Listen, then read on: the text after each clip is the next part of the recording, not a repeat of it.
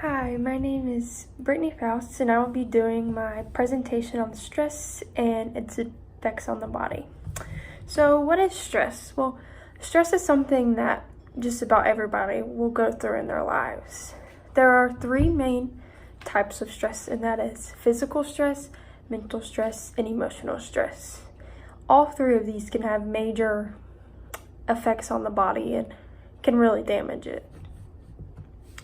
Stress, in a definition, would be the process of appraising an event as threatening or challenging and responding to it. There are three types of stressors. Catastrophic, which is a major life-threatening event, such as if your house burned down, you would be very stressed out. And then the second would be a significant stressor, which is something that's not life-threatening, but a change in your life, such as if you were to get a divorce or get married. It's a change in your life, but not something so catastrophic. And then the last is a daily hassle, which is just, for instance, basically what it sounds like. But for an example, if you plan to go to the store, but you went out to your car and the battery was dead. The first major type of stress is physical stress, which can be temporary or lifelong. The first effect of the physical stress could be that your healing of your body could be delayed, such as if you had a wound, it may not heal as fast as if you weren't so stressed. It can also cause colds or other illnesses to be more easily gotten. Your immune system will not be as good. So if you're out around other people, it will be more easy for you to catch a cold or some illness. Also, vaccines will be less effective. They won't be as strong and they won't work as well on your body to prevent those illnesses that you may catch. Not lastly, but also the brain has seen to be smaller when someone is very stressed or has a lot of stress in their life. A major thing that we see in physical stress is premature aging. Many people they'll be young but look a lot older because stress has had such a physical effect on their body. And lastly, women can see prenatal issues in their babies, such as when they're born, their weight or their height might not be what it's supposed to be. They may be born premature, or the right antibodies may never reach the baby, so it can be born with a lot of issues. The second major type of stress is mental stress, which is basically in your head, and it's basically all yourself getting in your head and not being able to overcome it, such as having a drug and alcohol abuse. You don't think anything else can help you overcome your stress, so you result in drug and alcohol to overcome it.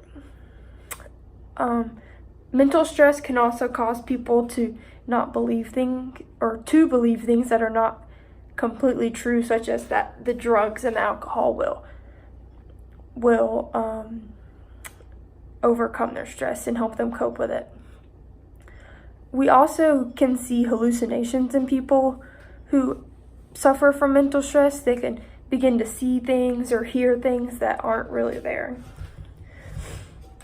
The worst part about mental stress is that people can result into hurting themselves, such as they may just feel the need to cut themselves to take away the pain of the stress and put it somewhere else. And this can also result in suicide, which is what we definitely do not want to see, but it is been seen before from mental stress in people.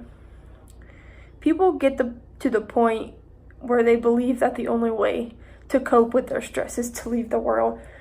but it's not. There's many other ways to cope. Mental stress can also cause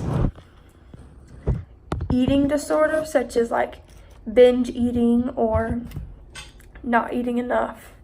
And this, as you would know, will domino effect onto physical stress, because when you're not eating or eating too much, then it causes major things within your body.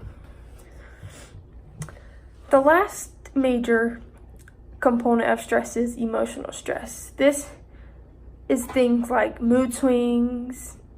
Like in the mornings, you may feel very happy, but by the end of the day, you'll feel sad, or vice versa. It's just, you're never set on one mood in the day or in a week or however long. It's just very swingy and goes from up to down and it's just never stable.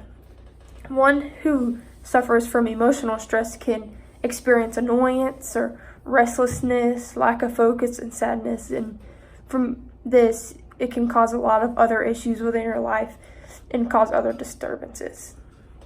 Low energy is also a part of the emotional stress, and this can just add on to everything else that's going on, because you won't have the energy to go and be able to cope with the stress, and it'll just cause you to be more depressed and not able to overcome the stress. People with emotional stress seem to become annoyed very easily or agitated very easily, like with weird noises such as someone tapping or making noise eating. They can become very annoyed or frustrated with this when they normally wouldn't. So how do you cope with stress? There are two major ways to cope with stress. The first is problem solved, and to do that, you find out what caused the stress and try to avoid doing that again, or figure out how you can help not cause that stress again. And the second is emotional focused coping, which is avoiding the stress and focusing more on your emotions instead of how it's going to affect you. So that's all I have for stress. Thank you.